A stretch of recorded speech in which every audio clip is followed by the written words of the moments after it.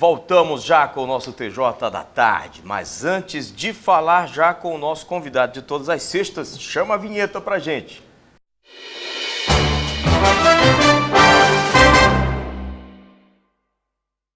É o quadro Por Dentro da Lei, lembrando que nós faremos uma série de 3 programas, 3 sextas-feiras, falando sobre um assunto muito importante, que são os direitos dos idosos. Não é isso, doutor Renato? Boa tarde. Isso, correto. Boa tarde a todos os telespectadores e obrigado, Nilvan, por permitir a abordagem dessa temática que é muito importante. Para nós é muito importante também ter aqui um representante da Defensoria Pública, neste caso o doutor Renato Carneiro Teixeira, para falar sobre esse assunto. Vamos então já às primeiras perguntas, doutor. O que é o Conselho Municipal de Direitos da Pessoa Idosa? O que ele faz, qual o propósito para o nosso telespectador entender? Isso, o Conselho Municipal de Direitos da Pessoa Idosa é um órgão que é paritário. Tem representantes, portanto, tanto do governo municipal, né, de órgãos públicos estaduais, como, por exemplo, Secretaria da Saúde, Secretaria de Educação, Secretaria da Criança e Assistência Social, como também membros da sociedade civil que desempenham atividades dentro da defesa da pessoa idosa. E tem como função justamente promover políticas públicas, controlar essas políticas públicas e fiscalizar essas políticas públicas relacionadas aos idosos. É uma entidade que tem o apoio do município através da Secretaria da Criança e Assistência Social. Ele enquadra-se no chamado controle social, né? Assim como saúde, educação precisa ter os conselhos, é uma entidade fiscalizadora com componentes de várias instituições, né? Exatamente. Que bom, doutor. E para fazer parte do conselho, aproveitando aí desse gancho, nosso telespectador interessado em participar das políticas públicas, o que ele deve fazer? Bem, nós tivemos uma eleição que já integrou os componentes desse conselho. Certo. Mas se desenvolver algum tipo de atividade, sempre que tiver eleição, essa pessoa pode se candidatar e na eleição, vindo a ser eleito, vai fazer parte ali do conselho, como membro. Perfeito. Mais uma pergunta, qual a importância da criação deste Conselho Municipal dos Direitos do Idoso para o município, para os próprios idosos? Pois é, Nilvan, a gente sabe que a população brasileira está tendo uma mudança. Se a gente for observar, por exemplo, as estatísticas do IBGE, ele diz no último censo que nós temos aí uma população de mais ou menos 10 milhões de idosos, o que vai dar um percentual significativo, claro. Não é? De idosos no Brasil. Só que em 2060...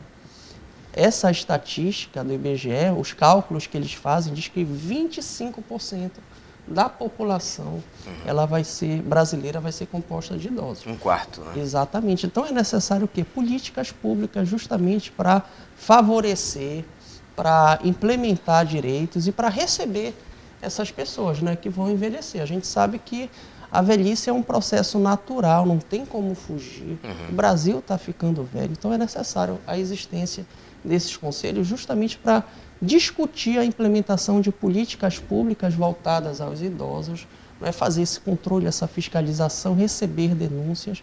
E o conselho tem essa função, justamente de preparar o município e já de atender essas pessoas idosas na questão relativa aos seus direitos, para que efetivamente esses direitos venham a ser observados. E nós temos já muitos avanços, se a gente for ver o Estatuto da Pessoa Idosa, a Política Nacional de Assistência Social do Idoso, a Política Nacional de Saúde do Idoso, a própria Constituição Federal já trazem uma série de direitos, mas é necessário que esses direitos saiam do papel, né, e venham para o campo prático. Por isso que é importante a chegada desse conselho.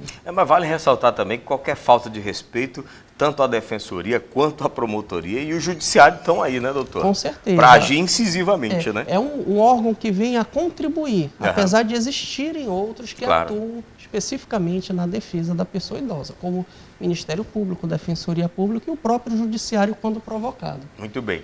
Vamos a mais uma pergunta. Qual o local de funcionamento, no caso do Conselho em Tucuruí, e como pode o idoso agir através do Conselho caso haja algum desrespeito aos seus direitos? Bem, atualmente o Conselho está funcionando ali na Dom Cornélio Vermes, o número 244 7, ali do lado do Sismut. Certo. Então, ali tem um funcionamento de 8 a meio-dia, sempre que o idoso, por exemplo, ele for desrespeitado quanto a um direito. Seja, por exemplo, relacionado a alguma secretaria, vamos supor, não está conseguindo um TFD, um tratamento fora de domicílio. O interessante é que no Conselho tem um membro já da Secretaria Municipal de Saúde. Aí o Conselho entra em contato com esse membro, que trabalha na Secretaria Municipal de Saúde, e ali ele já busca mediar a solução. E quando tem a reunião ordinária do Conselho, que todos os membros participam, ele já traz o quê? A questão, o problema, né, o caso, e já traz a solução. Então, a gente percebe que o Conselho ele tem esse papel de desburocratizar, trazer agilidade, até porque o idoso tem pressa. Verdade. Né? Então, ali a gente já busca resolver na via administrativa todos os problemas. Se for relacionado a uma empresa de ônibus, se for relacionado a uma determinada atividade cultural que ele não está participando, tendo acesso. Qualquer tipo de demanda pode ser trazida, inclusive demandas relacionadas a crimes contra os idosos, pode ser trazida para o Conselho e o Conselho vai tomar ali as medidas necessárias. Né? Exatamente. Perfeito. Olha, nós continuaremos com mais perguntas nas próximas 2 sextas-feiras, porque o doutor Renato também tem um outro assunto agora, né, doutor? O senhor fez uma visita a um centro de reabilitação, correto? Exatamente, e gostaria de mandar um abraço para todos que estão na comunidade terapêutica Sotera. Legal. Fica ali no quilômetro 15.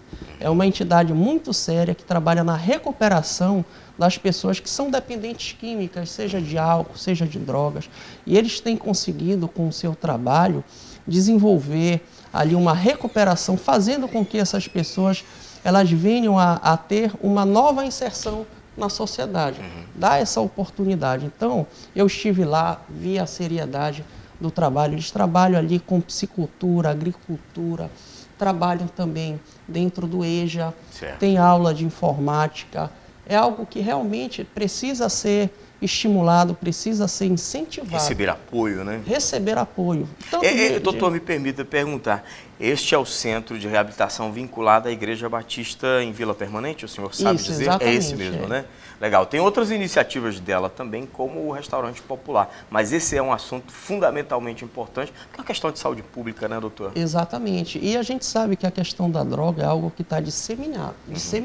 A gente vê que o consumo só aumenta, então é necessário a existência desses centros para justamente dar uma oportunidade de recuperação, já que a gente não percebe por parte do Estado, do município, aquele tratamento necessário para esse problema. Claro. A gente não tem, por exemplo, aqui em Tucuruí um CAPS-AD. Que está no planejamento, inclusive, né, no PPA, o planejamento plurianual, mas ainda não saiu do papel. Exatamente. A gente tem a esperança de que venha esse CAPS-AD e também outras políticas públicas voltadas às pessoas que têm essa dependência com drogas, com álcool.